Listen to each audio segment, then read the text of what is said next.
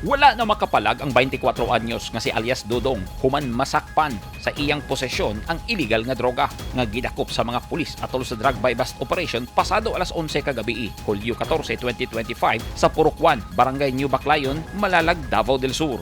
Subay sa reports kapulisan, hiniusa ang operasyon kuyog ang ubang unit sa PNP sa Davao del Sur. Ug unang napalitan ang suspitsado og usa ka sachet nga adunay gituuhang shabu nga mobalor sa 3,400 pesos. Dihang gikapkapan, laing duha pa ka mga sachets nga adunay gituuhang shabu ang nakuha sa mga pulis nga anaa sa bag.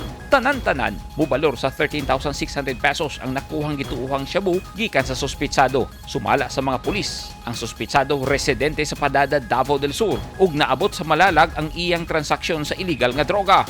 Apil sa gikumpiska ang motorsiklo sa suspitsado nga gigamit sa illegal nga transaksyon. Dili motugot ang kapulisan sa Malalag nga masudlan og illegal nga droga ang munisipalidad, hilabi na nga gipaningkamutan nila kining madeklara ang Drug-free Municipality.